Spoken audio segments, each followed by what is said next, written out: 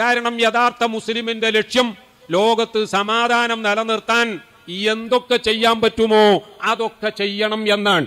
അല്ലാതെ ലോകത്ത് യുദ്ധം നിരന്തരം നടന്നുകൊണ്ടിരിക്കണം, എങ്കിലേ തങ്ങളുടെ വില കൂടിയ ആയുധങ്ങൾ വിൽക്കാനുള്ള മാർക്കറ്റുകൾ ലോകത്ത് ഉണ്ടാവുകയുള്ളൂ എന്ന് ചിന്തിക്കുകയല്ല ഒരു സമാധാനകാംക്ഷിയായ ആള് ചെയ്യേണ്ടത്.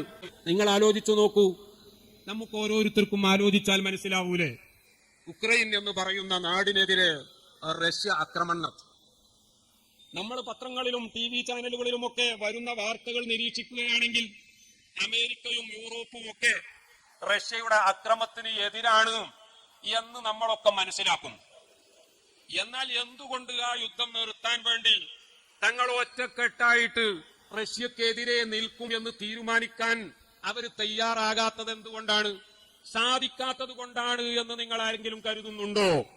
ഐക്യരാഷ്ട്രസഭയിൽ പോലും ഇന്ന് മുസ്ലിം രാജ്യങ്ങൾക്കെതിരായിട്ട് അല്ലെങ്കിൽ ഒറ്റക്കെട്ടായ ഒരു തീരുമാനം അസാധ്യമായ അവസ്ഥയാണുള്ളത്. ഐക്യരാഷ്ട്രസഭയിൽ മുസ്ലിം രാജ്യങ്ങൾക്കെതിരാണ് എങ്കിൽ ചില തീരുമാനങ്ങളൊക്കെ ഒറ്റക്കെട്ടായി തന്നെ വരും. ഏറ്റവും ചുരുങ്ങിയത് വീറ്റോ പവറുള്ള 5 രാജ്യങ്ങൾ തന്നെയെങ്കിലും ആ വിഷയത്തിൽ ഒറ്റക്കെട്ടാകും എന്നതിന്റെ തെളിവല്ലേ ഇറാഖിൽ നടന്ന യുദ്ധത്തിന് അവരൊക്കെ വളരെ ശക്തമായി തന്നെ പിന്തുണച്ചു. യുദ്ധം കഴിഞ്ഞ് സദ്ദാം കൊല്ലപ്പെട്ടു, ഇറാഖ് എന്നേക്കുമായി തകർന്നു കഴിഞ്ഞപ്പോൾ ആ മാസ് വെപ്പൺസ് ഓഫ് ഡിസ്ട്രക്ഷൻ, സംഹാര താണ്ഡവമാടാനുള്ള ആയുധം സദ്ദാം കൈക്കലാക്കി എന്നുള്ള വാദം ഞങ്ങളുടെ ഇന്റലിജൻസിന്റെ പിഴവായിരുന്നു എന്ന് ടോണി ബ്ലെയർ മാത്രമല്ല അമേരിക്കയിലെ ജെയിംസ് ബേക്കർ അടക്കമുള്ള ആളുകൾ തുറന്നു പറയാൻ അവർ തയ്യാറായത് അതുകൊണ്ടല്ലേ.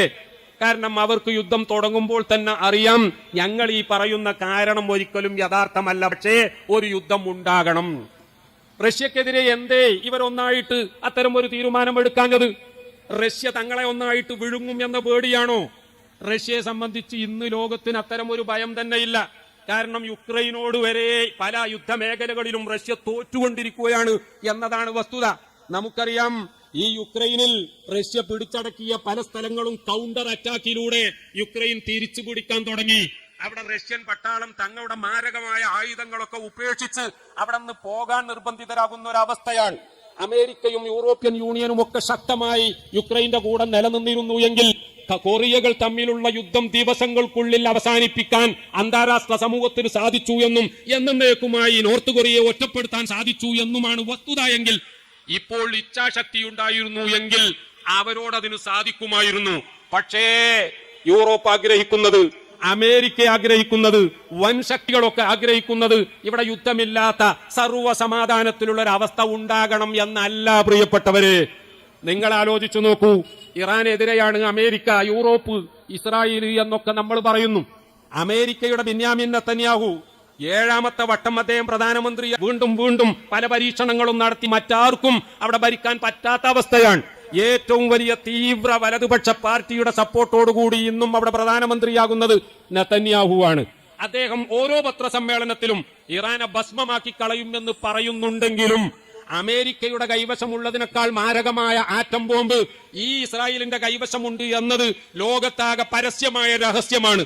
പക്ഷേ ഒരു യുദ്ധത്തിലൂടെ ഇറാനെ നശിപ്പിച്ചു കഴിഞ്ഞാൽ ഇറാന്റെ പേര് പറഞ്ഞ് മറ്റ് അറബ് രാജ്യങ്ങളെ പേടിപ്പിച്ചു നിർത്താൻ പിന്നീട് അവസരമുണ്ടാവുകയില്ല. അങ്ങനെയാകുമ്പോൾ ബില്യൺ കണക്കിന് ഡോളറുകളുടെ ആയുധ കച്ചവടം അറബികളുമായി നടത്താൻ കഴിയില്ല. ആയുധപ്പുരകളും ഫാക്ടറികളും പൂട്ടേണ്ടി വരും എന്നുള്ള ഭയം അമേരിക്കയെ, യൂറോപ്പിനെ, ഇസ്രായേലിനെ എല്ലാം പിടികൂടിയിരിക്കുകയാണ്. ഞാൻ ഇതൊക്കെ രാഷ്ട്രീയമായ ഇടപെടലുകൾ നടത്തുകയല്ല, മറിച്ച് നിങ്ങൾ ചിന്തിക്കാൻ വേണ്ടി ചില ഉദാഹരണങ്ങൾ പറഞ്ഞു എന്ന് മാത്രം. ലോകത്ത് സമാധാനം മാത്രം ഉണ്ടാകണം എന്ന ആഗ്രഹം പ്രിയപ്പെട്ടവരെ ലോകരാഷ്ട്രങ്ങൾക്കൊന്നും തന്നെ ഇല്ല എന്ന വസ്തുത നമ്മൾ മനസ്സിലാക്കണം. സമാധാനത്തിന് ആഗ്രഹമില്ലാത്തവർ ഒറ്റക്കെട്ടായി സമാധാനത്തിന് വേണ്ടി മാത്രം ഈ ലോകത്തേക്ക് നിയോഗിക്കപ്പെട്ട മുഹമ്മദുർ റസൂലുള്ളാഹി സ്വല്ലല്ലാഹു അലൈഹി വസല്ലമ തങ്ങളെ ഭീകരവാദത്തിന്റെ ആശാനായി ചിത്രീകരിക്കുമ്പോൾ, ആ മതത്തെ തീവ്രവാദത്തിന്റെ പ്രസ്ഥാനമായി മുദ്രകുത്തുമ്പോൾ, അതിന്റെ അനുയായികളെ മുഴുവൻ തീവ്രവാദികളാണ് എന്ന് ബ്രാൻഡ് ചെയ്യുമ്പോൾ, പ്രിയപ്പെട്ടവരെ നമ്മൾ ആലോചിക്കേണ്ടത് ഇത്തരം ആരോപണങ്ങൾ ലോകാവസാനം വരെ ഇല്ലാതെയാക്കാൻ മറ്റ് പ്രചരണങ്ങളിലൂടെയൊന്നും സാധ്യമല്ല. അതിനുള്ള ഏക മാർഗം നമ്മൾ ശരിയായ പ്രവാചക സ്നേഹികളായി മാറുകയും ശരിയായ മുസ്ലിങ്ങളായി മാറുകയും ചെയ്യുക എന്നൊരൊറ്റ കാര്യമാണ്. പ്രിയപ്പെട്ടവരെ, പരിശുദ്ധ ഖുർആൻ ലോകത്തോട് ഉദ്ഘോഷിക്കുന്ന ഒരുപാട് നന്മകളുണ്ട്. ഞാൻ കൂടുതലായിട്ടൊന്നും പറയുന്നില്ല. ഒരു ഉദാഹരണം നോക്കൂ നിങ്ങൾ.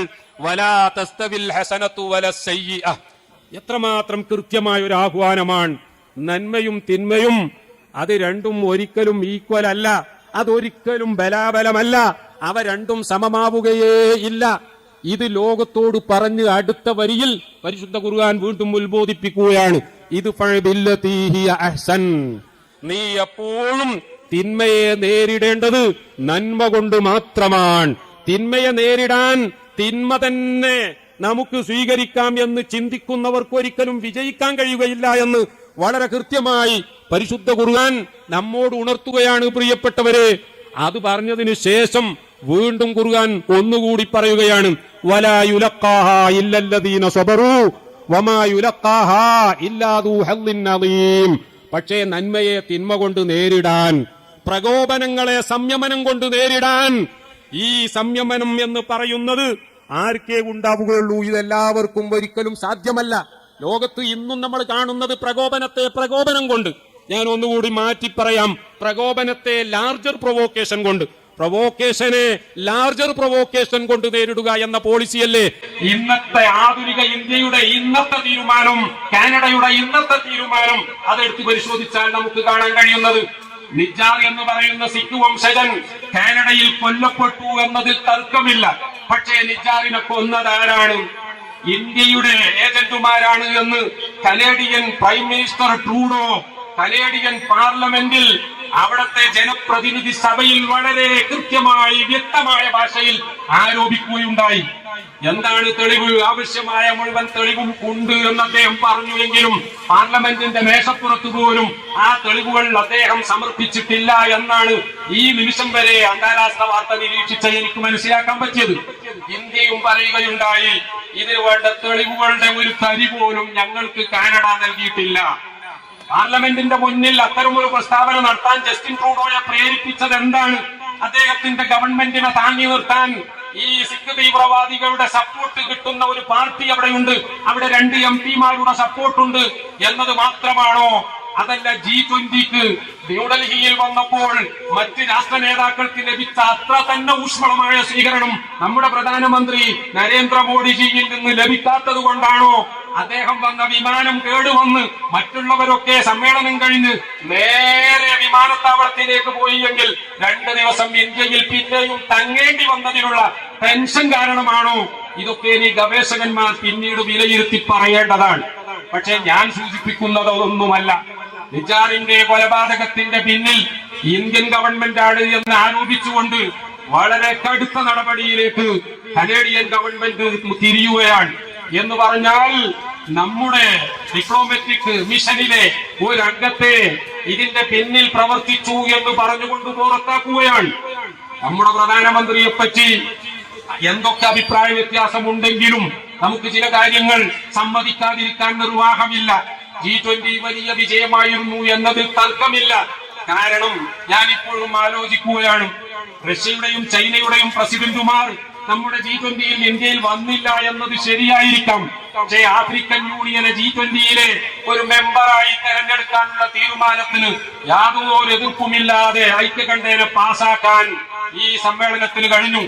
യുക്രൈൻ വിഷയത്തിൽ യുക്രൈനും യൂറോപ്യൻ യൂണിയനും അമേരിക്കക്കും മാത്രം തങ്ങൾ അനുകൂലമാണ് എന്ന ഒരു രീതി അവിടെ പരത്താതെ, റഷ്യക്ക് എതിരാണ് എന്ന് തോന്നിക്കാതെ ഇന്ത്യ രാജ്യത്തിന്റെ താല്പര്യം റഷ്യയുടെയും അമേരിക്കയുടെയും യൂറോപ്പിന്റെയും ഒക്കെ കൂടെ നിൽക്കലാണ് എന്ന് മനസ്സിലാക്കിയ പ്രധാനമന്ത്രി അവരെ ആരെയും ഒപ്പിച്ചില്ല എന്നതൊരു വസ്തുതയാണ്.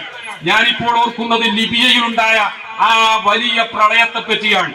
20,000 ആളുകളാണ് കഴിഞ്ഞ ആഴ്ച ആഞ്ഞു വീശിയ കാറ്റിലും തൽഫലമായി തകർന്ന 2 ഡാമുകളിൽ നിന്നൊലിച്ച വെള്ളപ്പാച്ചിലും അവിടെ കൊല്ലപ്പെട്ടത് എന്നാണ്. ഇന്നും കടലുകളിൽ നിന്ന് തകർന്ന കെട്ടിടങ്ങളിൽ നിന്ന് മൃതശരീരങ്ങൾ എടുത്തു മാറ്റി തീർന്നിട്ടില്ല എന്നതാണ് ലിബിയയിൽ നിന്ന് വരുന്ന വാർത്ത. ആ ലിബിയയിലെ കേന്ദ്രമായ തലസ്ഥാനമായ ട്രിപ്പോളിയിൽ ഭരണം നടത്തുന്നത് ദബീബ എന്ന അന്താരാഷ്ട്ര സമൂഹത്തിന്റെ സപ്പോർട്ടുള്ള ഭരണകൂടമാണ് എങ്കിൽ കിഴക്കൻ ലിബിയയായ ബെൻഗാസി കേന്ദ്രമായി ഭരണം നടത്തുന്നത് അറബ് രാജ്യങ്ങളിൽ ചിലരുടെ സപ്പോർട്ടുള്ള ഖലീഫ ഹഫ്തറുമാണ് എന്നത് രാഷ്ട്രീയ കാഴ്ചപ്പാടാണ്. നിങ്ങൾക്ക് അതിലൊക്കെ എത്ര താല്പര്യമുണ്ടാകും എന്ന് എനിക്കറിയില്ല. ഞാനിവിടെ ഊന്നി പറയുന്നത് തുർക്കിയിലെ റജബ് തയ്യിബ് എർദോഗാൻ ഗവൺമെന്റ് എന്ന തലത്തിൽ അദ്ദേഹം സപ്പോർട്ട് ചെയ്യുന്നത് ട്രിപ്പോളിയിലെ ഭരണകൂടത്തെയാണ് എങ്കിൽ ഈ പ്രളയം വന്നപ്പോൾ അദ്ദേഹം ഒരുപാട് വിമാനങ്ങളിൽ ദുരിതാശ്വാസ സാധനങ്ങളുമായി ലിബിയുടെ കിഴക്കൻ നഗരമായ ഖലീഫ ഹഫ്തറിന്റെ ആ അധികാരത്തിൽ കഴിയുന്ന ബെൻഗാസി എയർപോർട്ടിൽ തന്നെ കൊണ്ടുചെന്നിറക്കി ആ ദുരിതാശ്വാസങ്ങൾ ഏറ്റവും കൂടുതൽ പ്രളയം ബാധിച്ച ദർന എന്ന നഗരത്തിലേക്ക് എത്തിക്കാൻ തയ്യാറായ വാർത്ത അന്താരാഷ്ട്ര ചാനലുകളായ BBC-യും CNN-ഉം അതേപോലെ തന്നെ ഫോക്സ് ന്യൂസും ഫ്രാൻസ് 24-ഉം ഒക്കെ കൈകാര്യം ചെയ്ത വിധം ഇതാണ് ഏറ്റവും വലിയ ഡിപ്ലോമസി എന്ന് രേഖപ്പെടുത്തുകയാണ്. എന്ന് പറഞ്ഞാൽ കേന്ദ്രത്തിലെ ഗവൺമെന്റിന്റെ സപ്പോർട്ടറായി നിലനിൽക്കുമ്പോൾ തന്നെ കിഴക്ക് ബംഗാസിയിലെ ഗവൺമെന്റിനെ ഒരിക്കലും വെറുപ്പിക്കാതെ അവിടെയും ഇടപെട്ടു സഹായം ചെയ്തു. ഇതാണ് റജബ് തയ്യിബ് എർദോഗാൻ ചെയ്തത് എങ്കിൽ അതേ നയമാണ് ഇന്ത്യ രാജ്യത്ത് മോഡി G20 സംഘടിപ്പിച്ചപ്പോൾ ചെയ്തത് എന്ന് ചില ചാനലുകൾ റിപ്പോർട്ട് ചെയ്തത് ഇപ്പോൾ എനിക്ക് ഓർമ്മ വരികയാണ്. ഞാൻ പറഞ്ഞത് അത്തരം ചില ഡിപ്ലോമസികൾ നമ്മുടെ രാജ്യത്തിന്റെ താല്പര്യം എന്താണ് എന്ന് നോക്കി ചെയ്യേണ്ടി വരും. അതിലാർക്കും തർക്കമില്ല. പക്ഷേ അത്രയും വളരെയധികം ചിന്തിച്ചുകൊണ്ട് ചെയ്യുന്ന പ്രധാനമന്ത്രിയാണ് എന്ന് മറ്റ് പലരും അഭിപ്രായപ്പെട്ട മോഡിജി പ്രധാനമന്ത്രിയായപ്പോൾ കണ്ടോ, നമ്മുടെ രാജ്യത്തിന്റെ ആഭ്യന്തര പ്രശ്നങ്ങളിൽ ഇടപെടുകയാണ് അവിടെ കാനഡ ചെയ്തത് എന്ന് വ്യാഖ്യാനിച്ചുകൊണ്ട് ടിറ്റ് ഫോർ ടാറ്റ്, അടി എന്നുള്ളൊരു രീതി ഇന്ത്യ ഗവൺമെന്റ് സ്വീകരിച്ചു. ന്യൂഡൽഹിയിലെ കനേഡിയൻ മിഷനിൽ അതേ സ്ഥാനം വഹിക്കുന്ന ഉദ്യോഗസ്ഥനെ പുറത്താക്കാൻ, അതേപോലെ തന്നെ ലോകത്ത് എവിടെയുമുള്ള ഇന്ത്യൻ മിഷനുകളിൽ നിന്ന് ഒരിക്കലും കനേഡിയൻ പൗരന്മാർക്ക് വിസ നൽകില്ല എന്ന് തീരുമാനിക്കാൻ നമ്മുടെ രാജ്യം തീരുമാനമെടുത്തത് ഇന്നത്തെ പത്രങ്ങളിൽ നിങ്ങളൊക്കെ വായിച്ചിട്ടുണ്ടാവും. ഈ ഉദാഹരണം ഞാൻ എന്തിനാ കൊണ്ടുവന്നത്? നിങ്ങൾ ഒരുപക്ഷെ സംശയിക്കും, ഈ ഉസ്താദ് എന്തൊക്കെയാണ് ഈ പറയുന്നത്? ഞാൻ പറയുന്നത് മറ്റൊന്നുമല്ല, എന്താണെന്നറിയാമോ? ലോകത്ത് സഹിഷ്ണുത, അന്താരാഷ്ട്ര കാര്യങ്ങൾ പരിശോധിച്ചാലും ദേശീയ കാര്യങ്ങൾ പരിശോധിച്ചാലും പ്രാദേശിക കാര്യങ്ങൾ പരിശോധിച്ചാലും ഒക്കെ ജനങ്ങളുടെ ചിന്ത തന്നെ മാറിയിരിക്കുകയാണ്. ഇങ്ങോട്ടടിച്ചാൽ അതിന് കൂടുതലായി വോള്യം കൂട്ടിക്കൊണ്ട് സ്ട്രോങ് വർദ്ധിപ്പിച്ചുകൊണ്ട് തിരിച്ചടിക്കുക എന്നുള്ള ഒരു നയത്തിലേക്ക് ലോകം മുഴുവൻ മാറിയിരിക്കുകയാണ്. ഈ ഒരു കാഴ്ചപ്പാട് ലോകത്ത് നിലനിൽക്കുകയാണെങ്കിൽ എന്റെ ചോദ്യം, സമാധാനം എങ്ങനെ നമുക്ക് സാക്ഷാത്കരിക്കാൻ പറ്റും? സൗദി അറേബ്യയിലെ മുഹമ്മദ് ബിൻ സൽമാൻ MBS അവിടുത്തെ ക്രൗൺ പ്രിൻസ് ആണ്. മെനിയാന്ന് അദ്ദേഹത്തെ ഇന്റർവ്യൂ ചെയ്തു. മാർക്ക് എന്ന് പറയുന്ന ലോകോത്തര പത്രപ്രവർത്തകൻ, അദ്ദേഹം ഫ്രാൻസ് 24 ചാനലിലെ ഇന്റർവ്യൂ സംഘടിപ്പിക്കുന്ന ആളാണ്. മാർക്ക് MBS-നോട് ഒരു ചോദ്യം ചോദിക്കുന്നുണ്ട്, ഇറാൻ ആണവായുധം നേടുന്നത് എന്തിനാണ് നിങ്ങൾ ഭയപ്പെടുന്നത്? MBS വളരെ കൃത്യമായി മറുപടി പറയുന്നു, ഇറാൻ എന്നല്ല, ലോകത്ത് ഒരു രാജ്യവും ആണവായുധ ശക്തിയാക്കുന്നത് ഞങ്ങൾ ഇഷ്ടപ്പെടുന്നില്ല. കാരണം ആണവായുധം ഉണ്ടായിട്ട് എന്താണ് കാര്യം? അത് ഉപയോഗിക്കാൻ പാടില്ല എന്നല്ലേ നമ്മുടെയൊക്കെ തീരുമാനം. ഉപയോഗിക്കാൻ പറ്റാത്ത ഒരു ആയുധം വാങ്ങിക്കൂട്ടാൻ വേണ്ടി, അല്ലെങ്കിൽ അത് ഉണ്ടാക്കാൻ വേണ്ടി ജനങ്ങളുടെ ദാരിദ്ര്യം തുടച്ചു മാറ്റുന്നതിലേക്ക് നീക്കേണ്ട കോടികൾ ചെലവാക്കുന്നത് മൗഢ്യം എന്നല്ലാതെ മറ്റെന്താണ് ഞാൻ പറയേണ്ടത് എന്ന MBS-ന്റെ മറുപടി കേട്ടിട്ട് മാർക്ക് അത്ഭുതപ്പെടുകയാണ്. പക്ഷേ അദ്ദേഹം രണ്ടാമതൊരു ചോദ്യം കൂടി MBS-നോട് ചോദിക്കുകയാണ്, അഥവാ ഈ ഉപരോധങ്ങളും എതിർപ്പുകളും ഒക്കെ ഉള്ളപ്പോഴും ഇറാൻ ആണവായുധം കൈക്കലാക്കി എന്ന വസ്തുത യാഥാർത്ഥ്യമായി കഴിഞ്ഞാൽ നിങ്ങൾ എന്തു ചെയ്യും? ഞാൻ നേരത്തെ ഇന്ത്യയുടെയും കാനഡയുടെയും ഉദാഹരണം പറഞ്ഞതിൽ തുല്യമായ മറ്റൊരു ഉദാഹരണമാണ് അന്താരാഷ്ട്ര തലത്തിൽ നിന്ന് കൊണ്ടുവരുന്നത്. ആ മറുപടിയിൽ MBS പറയുന്നത് നോക്കൂ, എല്ലാ ഉപരോധങ്ങളും എതിർപ്പുകളും ഒക്കെ ഉണ്ടായിട്ടും ഇറാൻ ആണവായുധം കൈക്കലാക്കി എന്ന വസ്തുതയായി സ്ഥിരീകരിക്കപ്പെടുന്ന പക്ഷം ഒരു നിലക്കല്ലെങ്കിൽ മറ്റൊരു നിലക്ക് ഞങ്ങളും ആണവായുധം കൈക്കലാക്കാൻ വേണ്ടത് ചെയ്യും. പ്രിയപ്പെട്ടവരെ നോക്കൂ, നിങ്ങൾ ലോകം മുഴുവൻ ചിന്തിക്കുന്നത് സമാധാനമല്ല, ഇങ്ങോട്ടടിച്ചാൽ ഡബിൾ സ്ട്രോങ്ങിന് തിരിച്ചടിക്കാൻ എന്തൊരു വഴിയുണ്ട്. അതുകൊണ്ടല്ലേ ഈ അടുത്ത് ആഫ്രിക്കയിലെ നൈജർ എന്ന് പറയുന്ന നാട്ടിൽ പ്രിയപ്പെട്ടവരെ പട്ടാള അട്ടിമറി നടന്നു.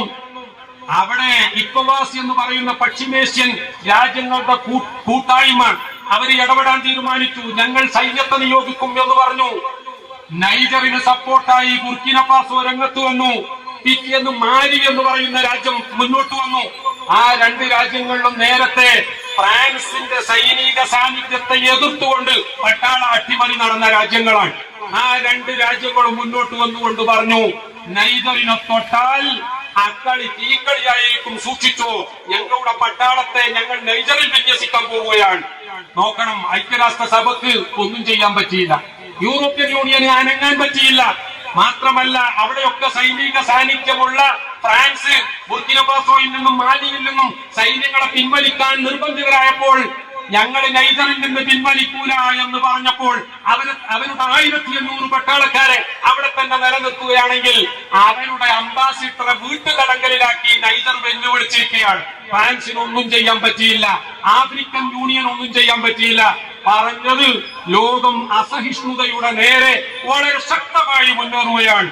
ഇവിടെയാണ് ബഹുമാനപ്പെട്ട മുഹമ്മദ് റസൂലുള്ളാഹി 1400 വർഷങ്ങൾക്ക് മുമ്പ് പ്രിയപ്പെട്ടവരെ ലോകത്തോട് പറഞ്ഞതാണ്.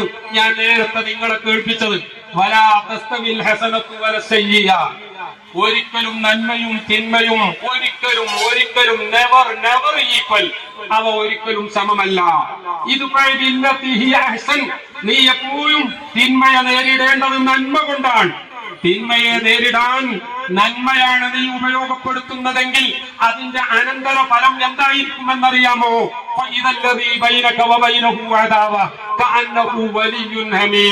നിന്റെ ആജന്മ ശത്രു നിന്റെ ഉറ്റമിത്രമായി മാറുന്നത് കാണാൻ അധിക സമയം വേണ്ടി വരില്ല. പ്രിയപ്പെട്ടവരെ, റസൂലുള്ളാഹി സ്വല്ലല്ലാഹു അലൈഹി വസല്ലമ തങ്ങളെ കൊല്ലാൻ വേണ്ടി വിഷത്തിലൂട്ടിയ വാളുമായി പോകുന്ന ഒരു ചെറുപ്പക്കാരനെ നോക്കൂ. ആ ചെറുപ്പക്കാരന്റെ പേര് ഉമർ എന്നാണ്. അദ്ദേഹത്തിന്റെ കയ്യിലുള്ളത് മൂർച്ചയേറിയ കടുകമാണ്, വാളാണ്. പോകുന്നത് എങ്ങോട്ടാണെന്നറിയാമോ? ചെറുപ്പക്കാരെ തെറ്റിപ്പിക്കുന്ന വഴിതെറ്റിക്കുന്ന ഒരു പ്രവാചകവാദി വന്നിട്ടുണ്ട്, അവന്റെ പേര് മുഹമ്മദാണ്. അവന്റെ തലയെടുക്കാൻ വേണ്ടിയാണ് ഞാൻ പോകുന്നത് എന്ന് പറഞ്ഞുകൊണ്ട് ഊരിപ്പിടിച്ച വാളുമായി പോകുന്ന ചെറുപ്പക്കാരൻ പോകുന്ന വഴിയെ തന്റെ സിസ്റ്റർ, തന്റെ പെങ്ങളുടെ വീട്ടിന്റെ അടുത്തെത്തിയപ്പോൾ അവിടെ വെച്ചൊരു ചെറുപ്പക്കാരനെ കാണാൻ ഇടയാവുകയാണ്. ആ ചെറുപ്പക്കാരൻ കയ്യിൽ ഊരിപ്പിടിച്ച വാളുമായി പോകുന്ന ഉമറിനെ അഭിസംബോധന ചെയ്തു. ചോദിക്കുന്നു, where are you going sir? എവിടെ പോവുകയാണ്? ഉമർ പറഞ്ഞു, ഞാൻ മുഹമ്മദിന്റെ അടുത്ത് പോവുകയാണ്. എന്തിന്? തലയെടുക്കാൻ പോവുകയാണ്. എന്താ പ്രശ്നം? ഉമർ വളരെ ഓപ്പണായി പറഞ്ഞു, ചെറുപ്പക്കാരെ മുഴുവൻ വഴിതെറ്റിക്കുകയാണ്, അവരെ പുതിയ മതത്തിലേക്ക് ക്ഷണിക്കുകയാണ്. ഇത് ഈ നാട്ടിൽ ഒരിക്കലും ഞാൻ അനുവദിക്കുകയില്ല. ഇപ്പൊ പോയി തല മുറിച്ച് ഞാൻ കൊണ്ടുവരും. ഓ, എന്നാൽ ഡോണ്ട് ബി ഹറി, ധൃതി കൂട്ടണ്ട. നീ ആദ്യം ഒരു കാര്യം ചെയ്യും, നിന്റെ സ്വന്തം പെങ്ങളുടെ വീട്ടിൽ പോ. ആ വീട്ടിൽ പോയിട്ട് നീ ഒന്ന് നിന്റെ പെങ്ങളെയും അളിയനെയും നന്നാക്ക്. കാരണം അവര് രണ്ടുപേരും നീ ഇപ്പോൾ ഈ പറഞ്ഞ ചെറുപ്പക്കാരെ വഴിതെറ്റിക്കുന്നു എന്ന് പറഞ്ഞ മുഹമ്മദില്ലേ, ആ മുഹമ്മദിന്റെ അനുയായികളായി മാറിയിട്ടുണ്ട്. നീ നേരെ അവിടെ ചെല്ലു, എന്നിട്ട് പോകാം മുഹമ്മദിന്റെ തലയെടുക്കാൻ. ഇത് കേട്ട ഉമർ അല്പം പോലും ശങ്കിച്ചു നൽകാതെ സ്വന്തം പെങ്ങളുടെ വീട്ടിലേക്ക് പോവുകയാണ്. വാതില് പുറത്ത് അദ്ദേഹം എത്തിയപ്പോൾ അകത്ത് നിന്നൊരു പ്രത്യേക ശബ്ദം കേൾക്കുന്നു. ആ ശബ്ദം കേട്ടപ്പോൾ ഉമറിന് മനസ്സിലായി, തന്റെ പെങ്ങളും അളിയനും പുതിയ പാർട്ടിയിൽ ചേർന്നിരിക്കുകയാണ്. അതിന്റെ ചില പാഠങ്ങൾ അഭ്യസിക്കുകയാണവർ. കഥകിൽ മുട്ടി, തുറക്കുന്നില്ല. വീണ്ടും മുട്ടി. അപ്പോൾ പറയുന്നത്, വെയിറ്റ് ചെയ്യൂ, അല്പം കാത്തിരിക്കൂ എന്നാണ്. കാരണം പെങ്ങൾക്ക് അളിയനെ കട്ടിലിനടിയിൽ ഒളിപ്പിക്കേണ്ടതുണ്ട്. ആ പെങ്ങൾക്ക് അളിയനെ കട്ടിലിനടിയിൽ ഒളിപ്പിക്കാൻ സാവകാശം ആവശ്യമുണ്ട്. അതുകൊണ്ടാ കഥക് തുറക്കാത്തത്. അളിയനെ കട്ടിലിനടിയിൽ ഒളിപ്പിച്ചതിന് ശേഷം പെങ്ങൾ വാതിൽ തുറക്കുകയാണ്. വാതിൽ തുറന്നപ്പോൾ ഉമർ ചോദിക്കുന്നു, ഞാനിപ്പോ ഈ വീട്ടിനുള്ളിൽ നിന്നൊരു പ്രത്യേക ശബ്ദം കേട്ടല്ലോ, എന്താണത്? അത് നിന്നെ കേൾപ്പിക്കാൻ പറ്റില്ല എന്ന് ധൈര്യപൂർവ്വം ആ സ്ത്രീ മനസ്സ് തുറന്നു പറയുകയാണ്. തന്റെ സഹോദരനെ പറ്റി, സഹോദരന്റെ ശൗര്യത്തെ പറ്റിയും ക്രൗര്യത്തെ പറ്റിയും നന്നായി ബോധ്യമുള്ള ആ പെങ്ങൾ പക്ഷേ അല്പം പോലും പതറിയില്ല.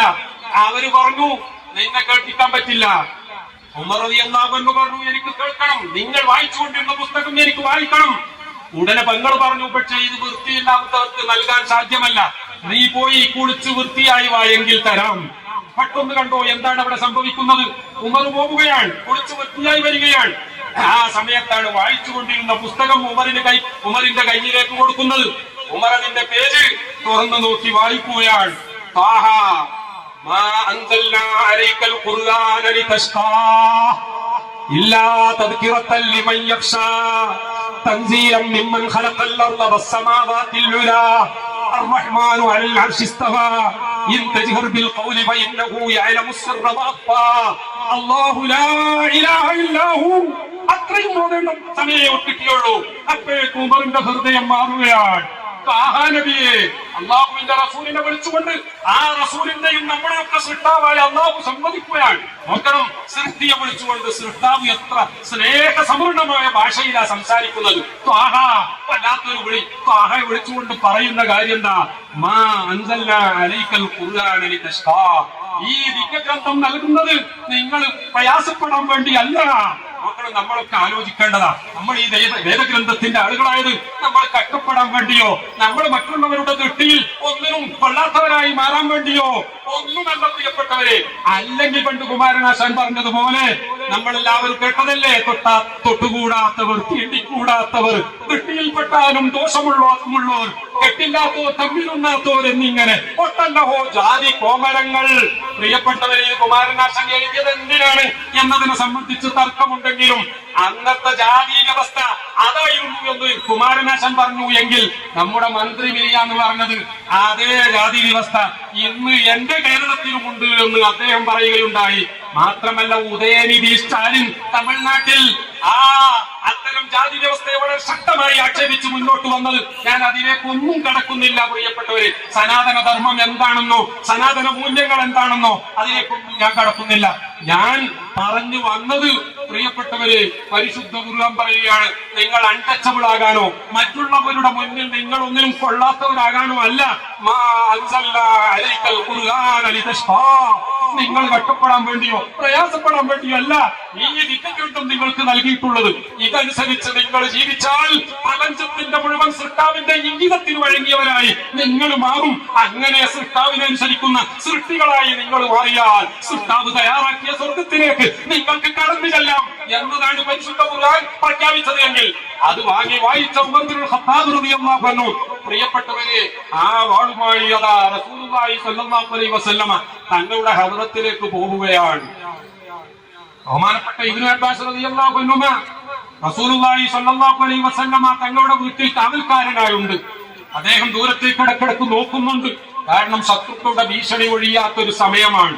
അതുകൊണ്ട് തന്നെ ആരാ വരുന്നത് എന്ന് ഇടക്കിടക്ക് ശ്രദ്ധിച്ചുകൊണ്ടേയിരിക്കും. ഉമർ റളിയല്ലാഹു അൻഹുവിന്റെ രൂപം തന്റെ കണ്ണിൽപ്പെട്ടപ്പോൾ ഭയവിഹ്വലനായ ഇബ്നു അബ്ബാസ് റളിയല്ലാഹു അൻഹു അല്ലാഹുവിന്റെ റസൂലിനോട് പറയുകയാണ്, തങ്ങളെ സംഗതി അത്ര പഥ്യമല്ല, എനിക്ക് തോന്നുന്നത് എന്തോ ഒരു പന്തികേട് തോന്നുന്നു. ഉമർ കയ്യിൽ വാളുമായി വരുന്നുണ്ട്. അല്ലാഹുവിന്റെ റസൂൽ ആരാ പ്രിയപ്പെട്ടവരെ? സാധാരണക്കാരാണെന്നോ മരിച്ചാൽ ദുർഗന്ധം കൊണ്ട് മറ്റുള്ളവർ ബുദ്ധിമുട്ടാതിരിക്കാൻ വേണ്ടിയാണ് കുഴിച്ചിട്ടത് എന്നൊന്നും പറയുന്നവർ യഥാർത്ഥ മുസ്ലിം അല്ല എന്ന് പറയുക തന്നെ വേണം. ഞാൻ വിശദീകരണത്തിലേക്ക് കടക്കുന്നില്ല. അള്ളാഹുവിന്റെ റസൂൽ ആരാ? അള്ളാഹുവിന്റെ റസൂലും സിദ്ദീഖുൽ അക്ബർ റളിയല്ലാഹു അൻഹു മാത്രം ഒരു ഗുഹയിൽ അകപ്പെട്ട സംഭവം നിങ്ങൾക്ക് ഓർമ്മയില്ലേ? ശത്രുക്കളാകത്ത് എറിഞ്ഞു വരുന്നു. അവര് രണ്ടുപേരും കഴിഞ്ഞുകൂടുന്ന ആ ഗുഹയുടെ തൊട്ട് മേലെ അവരെത്തിയിരിക്കുകയാണ്. സിദ്ദീഖ് റളിയല്ലാഹു അൻഹു മേൽപോട്ട് നോക്കിയപ്പോൾ ആ ഗുഹക്കുള്ള ദ്വാരത്തിലൂടെ കാണുകയാണ് ശത്രുക്കളുടെ കാൽപാദങ്ങൾ. അവരെങ്ങാനും ഒന്ന് താഴോട്ട് നോക്കിയാൽ തീർച്ചയായിട്ടും ആ ഗുഹയിൽ ഒളിച്ചിരിക്കുന്നവരെ കാണും. അതോടുകൂടി ഈ പ്രസ്ഥാനം മുളയിലെ എന്നുള്ളപ്പെടും എന്ന് ബോധ്യമുള്ള സിദ്ദീഖുൽ അക്ബർ റളിയല്ലാഹു അൻഹു പറഞ്ഞു, തങ്ങളെ അവരെത്തിക്കഴിഞ്ഞു, എന്താ ചെയ്യ, രക്ഷപ്പെടുമോ? അല്ലാഹുവിന്റെ റസൂൽ ഒറ്റ ചോദ്യം ചോദിക്കുന്നത്, മാ ലന്നുക ബിസിനൈനി വല്ലാഹു സാലിസുഹുമാ. നമ്മൾ രണ്ടുപേരാണെങ്കിലും നമ്മുടെ കൂടെ അല്ലാഹ് എന്ന ഒരു മൂന്നാമത്തെ ശക്തി ഉണ്ടെങ്കിൽ പിന്നെ നീ എന്തിനാ പേടിക്കുന്നത്? എന്തായിരുന്നു അല്ലാഹുവിന്റെ